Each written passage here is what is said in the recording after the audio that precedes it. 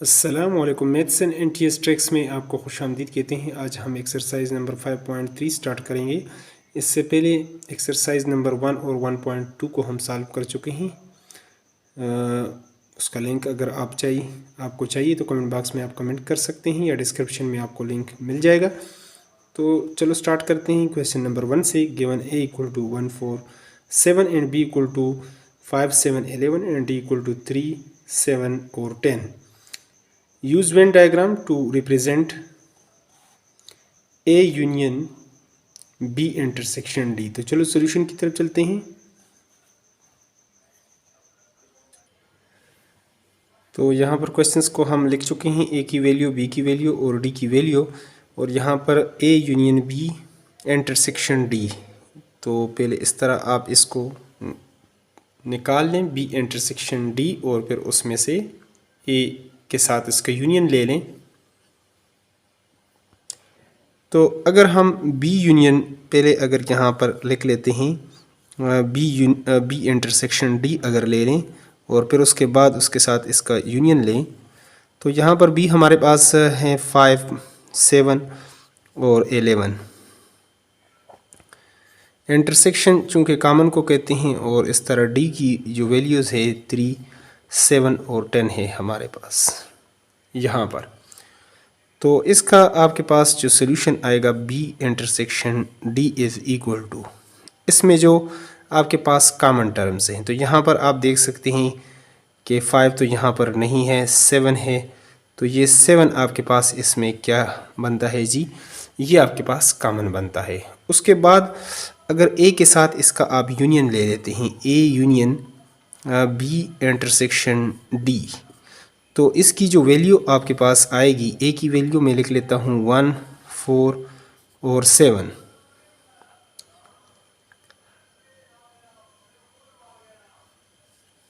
तो जबकि ये जो हमारे पास ये इसकी वैल्यू आ चुकी हैं, ये तो हमें ए की वैल्यू जो है वो लिख चुका हूँ, और यूनियन इसकी वैल्यू मैं लिख लेता हूँ यहाँ पर बी इंटरसेक्शन डी की वैल्यू जो है वो हमारे पास क्या है जी, वो 7 है।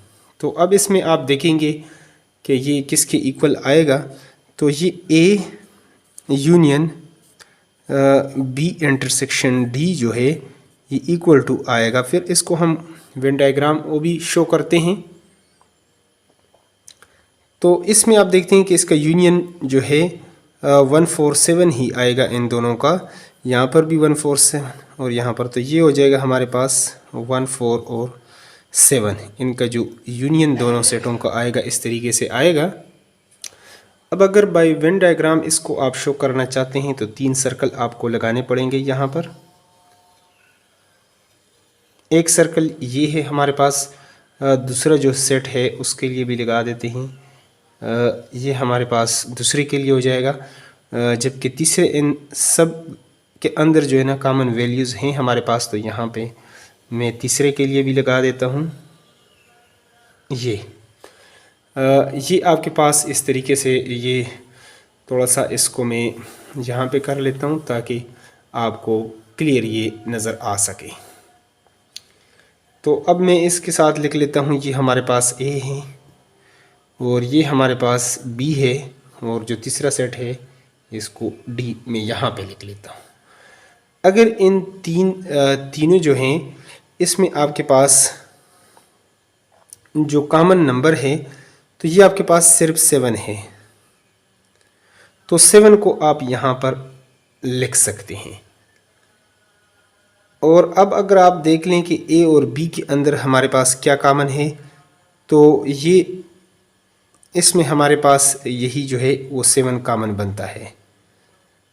तो यहाँ पर अगर मैं 7 को निकाल लूँ तो मेरे पास 1 4 बच जाएगा, तो 1 और 4 को मैं यहाँ पे लिख लेता हूँ। जबकि अगर आप बी की बात कर लें तो बी में से अगर आप ये 7 अगर आप निकाल लें तो आपके पास 5 और 11 रह जाएगा, 5 और 11। और अगर डी से आप 7 को निकाल लें तो आपके पास ये रह जाएगा 3 और 10। अब ये वैल्यूज़ तो हम इस तरीके से इसको लिख चुके हैं। अब आते हैं सॉल्यूशन की तरफ, वेन डायग्राम की तरफ, कि आया हमारे पास पहले हम निकाल चुके हैं बी इंटरसेक्शन डी। यहाँ पर जो बी और हमारे पास डी में जो इंटरसेक्शन है तो वो एक ही नंबर है हमारे पास। यहाँ पर वो आएगा आपके पास 7, यानी इस तरह आप इसको शेडेड कर सकते हैं। ये मैं इस तरह इसको शेडेड कर लेता हूँ। उसके बाद ये जो एरिया है, जो कॉमन एरिया है आपके पास, जो 7, इसका आपके पास यूनियन आएगा। ये जो बी इंटरसेक्शन डी था आपके पास, ये आपके पास 7 सोल्यूशन आ चुका है। अब आप लेंगे ए के साथ, जब यूनियन आपने इसका लिया तो 1 4 7, तो 1 4 7 तो चूँकि ये है तो 1 4 हमारे पास यहाँ पर है, तो इसको मैं ये एरिया जो है ये भी साथ शेडेड आएगा। तो यहाँ पर आप यानी इसको कर सकते हैं इस तरीके से। तो आपका जो सॉल्यूशन है वो ये आपके पास 1 4 और 7, ये आपके पास आ गया सॉल्यूशन। तो अब हम अगले पार्ट की तरफ चलते हैं, अगले पार्ट को भी लिख लेते हैं। तो यहाँ पे हम सॉल्यूशन को स्टार्ट कर लेते हैं। A intersection B intersection D है, तो पहले आप इन दोनों का आप या इंटरसेक्शन ले लें या इसके साथ, तो मर्ज़ी है। तो चलो मैं इसको ले लेता हूँ। इन दोनों का बी इंटरसेक्शन आप निकालें कि आपके पास किसके इक्वल है। तो ये अगर आप बी की वैल्यू अगर आप देख लें 5 7 और 11, और जबकि आपके पास है डी की जो वैल्यू है वो आपके पास है 3 7 और 10। और ये अगर आप इसका सॉल्यूशन निकाल लें तो आप देखते हैं यहाँ पर आपके पास जो कॉमन टर्म है वो सिर्फ 7 है। अगर ये आपके पास 7 है तो इसके बाद आप एक के साथ इसका इंटरसेक्शन निकाल लेते हैं, A intersection B intersection D. तो ये हमारे पास इस तरीके से आएगा। ए की वैल्यू जो है वो 1 4 और 7 है, जबकि इंटरसेक्शन जो दूसरी वैल्यू हमारे पास वो है वो 7 है। तो इसमें आप देखेंगे कि ये जो कॉमन है इसमें 7 ही आपके पास आ जाएगा इस तरह। अब हम वेन डायग्राम से इसको शो करते हैं। तो वेन डायग्राम से आप फिर आप 3 सर्कल उसी तरीके से लगाएंगे। तो 3 सर्कल हम यहाँ पर लगा देते हैं, ये एक सर्कल, और इसी तरह ये हमारे पास दूसरा सर्कल, और इसी तरह हम तीसरा सर्कल भी यहाँ पर लगा देते हैं।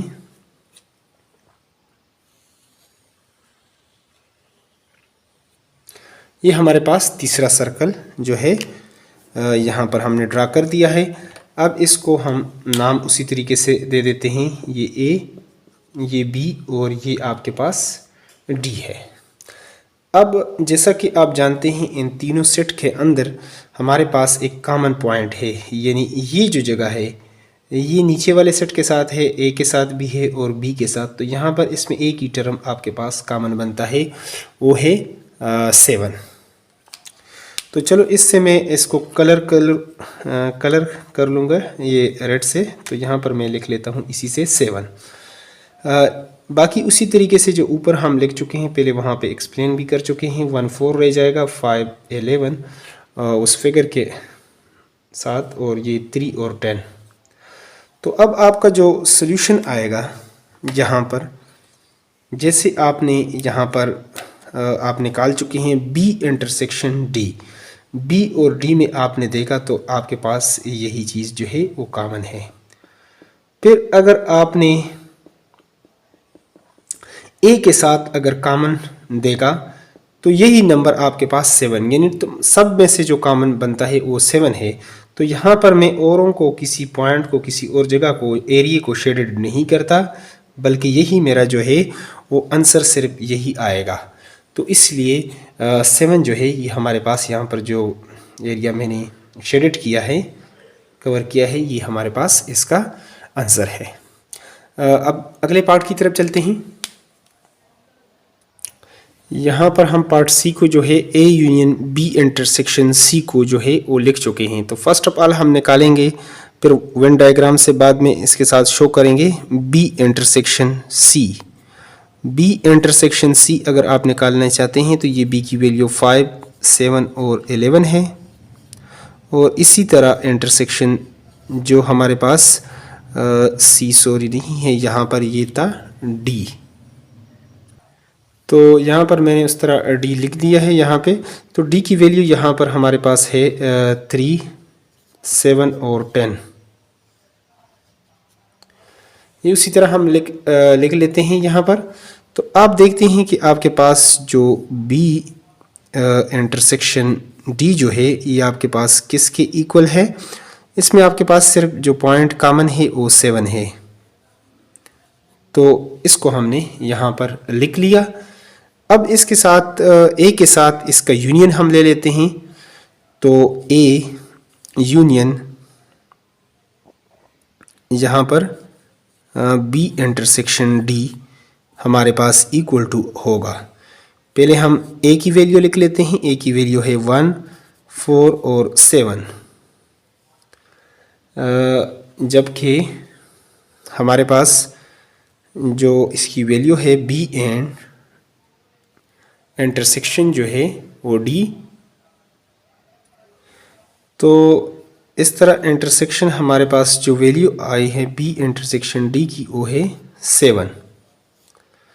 तो अगर ये आपके पास वैल्यू यहाँ पर 7 है तो आपके पास सोल्यूशन आएगा इसका जो आप लेंगे। अब यहाँ पर सॉरी इंटरसेक्शन नहीं था बल्कि यूनियन, यहाँ पर आपने लेना है इसका यूनियन। तो यूनियन में ये सारे एलिमेंट्स आपके पास इस तरीके से ये आएंगे 1, 4 और 7। तो ये तीनों एलिमेंट्स। अब मैं इसका जो है वो ड्रा कर लेता हूँ यहाँ पर वेन डायग्राम से इसको समझते हैं। तो ये एक सर्कल में यहाँ पर ड्रा कर चुका हूँ और इसी तरह एक और सर्कल हम ड्रा कर लेते हैं और यहाँ पे एक और सर्कल भी ड्रा कर लेते हैं। इस तरीके से ये हमारे पास होगा ए, ये होगा बी और इसको हम ले लेते हैं डी। जैसा कि आप जानते हैं इन तीनों सेट के अंदर जो आपके पास कॉमन है वो 7 है और ए में से 7 निकाल लें तो 1 और 4 आपके पास यहाँ पर बचेगा। और बी से अगर आप 7 को निकाल लें तो ये आपके पास 5 और 11 बच जाएगा। जबकि डी से अगर 7 निकाल लें तो 3 और 10 आपके पास रहेगा। ये तो इस तरीके से आप लिख लेंगे। उसके बाद आप आएंगे अपने आंसर की तरफ। बी इंटरसेक्शन डी जो है वो आप निकाल चुके हैं तो ये एरिया आपके पास आएगा। ये जो एरिया मैं शेडेड कर रहा हूँ ये। उसके बाद आपने इसके ए के साथ यूनियन ले लिया। तो ए के साथ जब यूनियन लेंगे तो 1, 4, 7 ये हमारे पास, तो ये एरिया और प्लस ये एरिया आपके साथ पास जो है ये आपका सॉल्यूशन रहेगा। इस एरिया को मैं कवर कर लेता हूँ या, तो ये आपका हो जाएगा सॉल्यूशन। उम्मीद है कि क्वेश्चंस की आपको समझ आ गई होगी। अब अगले जो इसका पार्ट है उसको भी कर लेते हैं। वीडियो को साथ साथ लाजमी लाइक किया करें। तो चलो फोर्थ जो हमारे पास पार्ट है उसको लिख लेते हैं। तो यहाँ पर चौथे पार्ट को हम लिख चुके हैं A intersection B union D. तो यहाँ पर first of all B union D हम ले लेते हैं। बी जो है बी की वैल्यू हमारे पास 5, 7 और 11 है। जबकि अगर इसका यूनियन आप ले लें इसके साथ डी के साथ तो 3, 7 और 10 है आपके पास। पहले हम वैसे इसको सॉल्व कर लेते हैं फिर वेन डायग्राम से इसको भी शो कर लेते हैं। तो यहाँ पर आप देखेंगे कि अगर इसका यूनियन आप लेंगे तो आपके पास 3 सबसे छोटी वैल्यू 3, फिर आपके पास 5, फिर आपके पास 7, फिर 10 और फिर आपके पास इस तरह 11। ये वैल्यू आपके पास आएगी। जब ये वैल्यू आपके पास आ जाए बी यूनियन डी आप निकाल चुके हैं। अब इसके साथ हम ए को ले लेते हैं, A intersection B union D. तो इसको आप इस तरीके से लिखेंगे, यहाँ पर ए की वैल्यू जो है 147, जबकि इंटरसेक्शन जो है इसकी जो वैल्यूज़ है आपके पास बी यूनियन डी की जो वैल्यू है वो 3, 5, 7, 10 और 11 है आपके पास।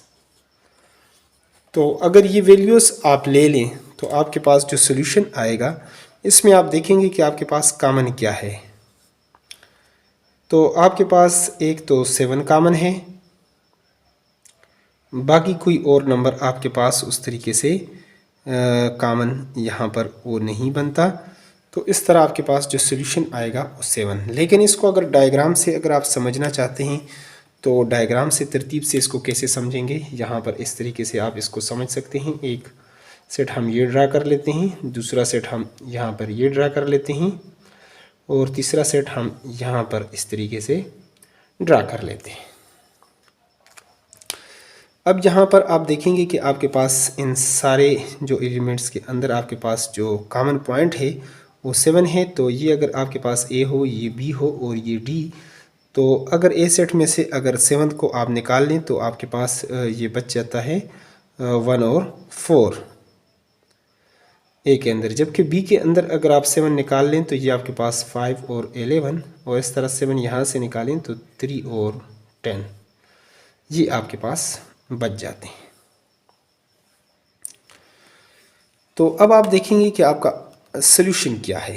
पहले आपने जो यूनियन लिया इसका बी का और डी का आपने यूनियन लिया, तो आपके पास जो सॉल्यूशन आ रहा था वो ये सारा आपने शेडेड करना था उस हिसाब से, क्योंकि आपका ये आंसर था। ये जो एरिया है आपके पास ये सारा आपने जब इसका यूनियन लिया तो आपके पास ये एरिया जो है ये सारा यानी जो सॉल्यूशन था हमारे पास इसका 3, 5, 7, 10 और 11। लेकिन उसके बाद आपने क्या किया कि अब ए के साथ इंटरसेक्शन, अब ये जो है इन दोनों सेटों के अंदर चूँकि सिर्फ 7 जो है वो हमारे पास कॉमन पॉइंट है, तो लिहाजा जो जितना जो बाकी है इसको मैं इसी तरीके से फिर रिमूव कर लेता हूँ ताकि आपको समझ आ जाए। और अब हम जो सिर्फ शेडेड करेंगे, जो फाइनल आंसर हमारे पास आ गया वो यहाँ पर आपके पास सिर्फ ये एरिया आपके पास कॉमन बना, तो ये तो इस तरह आपके पास जो फाइनल आंसर आया तो यही आपके पास जो 7 है ये आपके पास ये जो एरिया है ये आपका सॉल्यूशन आता है यहाँ पर ये 7। तो यही हमारे पास इसका सॉल्यूशन हो जाता है। अब चलते हैं क्वेश्चन नंबर 2 की तरफ, लेकिन वीडियो बहुत लंबी हो जाएगी, तो अगर चैनल पर नए हो तो चैनल को लाजमी सब्सक्राइब करें इसके बाद, ताकि हम क्वेश्चन 2 करें और बाकी इस एक्सरसाइज के क्वेश्चंस करें तो उसका भी यूट्यूब पर आपको बर वक्त नोटिफिकेशन आए, ये इसका फ़ायदा होगा। Thanks for watching the video.